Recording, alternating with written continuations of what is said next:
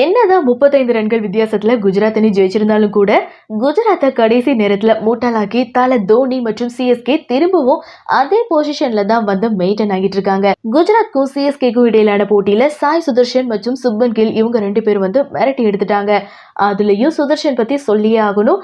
நம்ம தமிழக வீரர் கடந்த 10 வருடத்துல ஐபிஎல்ல சதம் அடித்த முதல் தமிழக வீரர் இவர் தான்.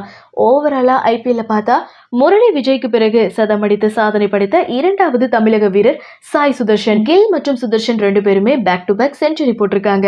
அதுலயும் சுதர்ஷன் ரொம்ப கம்மியான இன்னிங்ஸ்ல ஐபிஎல்ல செஞ்சுரி அடிச்சிட்டாரு. சச்சின் மற்றும் ருத்ராஜ் கேக்வாட் இவங்க 2 பேரும் பெரிய ரெக்கார்ட் பண்ணியிருந்தாங்க. அதாவது இவங்க 2 பேரும் 31 இன்னிங்ஸ்ல ஐபிஎல்ல செஞ்சுரி அடிச்சிருப்பாங்க.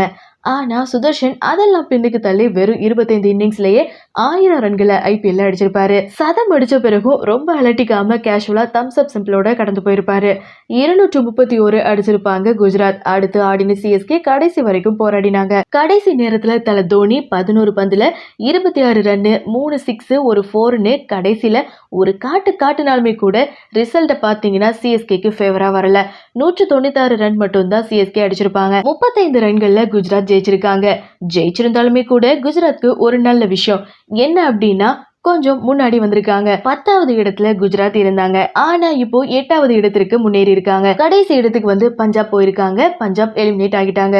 9வது இடத்துல மும்பை இருக்காங்க. மும்பை எலிமினேட் ஆகிட்டாங்க. குஜராத்துக்கும் ஒரு வாய்ப்பு இருக்கு. அதே மாதிரி ஆர்சிபி பிளே ஆஃப் வருவதற்கு ஒரு வாய்ப்பு இருக்கு. இன்னும் குஜராத்தும் ஆர்சிபியும் அபிஷியலா வெளியில போகல.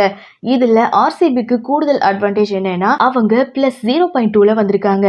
குஜராத் என்னதான் 35 ரன்ல ஜெயிச்சிருந்தாலும் கூட -1.063ல தான் இருக்காங்க. இப்போ இந்த கேம்ல சிஎஸ்கே தொடர்ந்து ரன் ரேட்டை மெயின்டைன் பண்ணிட்டாங்க. ஆரம்பத்துல இருந்தே ரன் ரேட்டை பிளஸ்ல வச்சிருந்ததால ஒரே ஒரு தோல்வியா 35 ரன்ல தோத்திருந்தாலுமே கூட +0.4ல மெயின்டைன் ஆகிட்டு இருக்காங்க.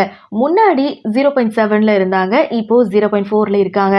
அதனால ரிசல்ட் வந்து சிஎஸ்கே தோத்திருந்தாலும் கூட சிஎஸ்கேவுக்கு ஃபேவரா வந்திருக்கு. என்ன ஒரு ரிஸ்க்னா அடுத்த 2 கேமே வந்து மஸ்ட் வின் கேம் அப்படிங்கிற மாதிரி. ஒன்னு வந்து ராஜஸ்தான் கூட மோத போறாங்க, இன்னொன்னு ஆர்சிபி கூட மோத போறாங்க.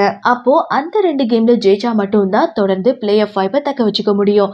அந்த வகையில கடைசி நேரத்துல தல தோனி 3 சிக்ஸர்கள் அடிச்சதும் சிஎஸ்கேவோட ரன் ரேட் கொஞ்சம் மெயின்டைன் பண்ணிருக்கு. தோனி மட்டும் கடைசி ஒரு 6 கூட அடிக்காம அவுட் ஆகியிருந்தாருன்னா இதோட மோசமா தோத்திருப்பாங்க. அப்போ ரன் ரேட்ல இன்னும் சிஎஸ்கே அடி வாங்கியிருப்பாங்க. அப்போ வந்து 3 6 அடிச்சதன் விளைவாக ரன் ரேட் பாத்தீங்கன்னா தல தோனி மெயின்டைன் பண்ணி பிளே ஆஃப் வாய்ப்பை தொடர்ந்து வந்து தக்க வச்சிருக்காரு.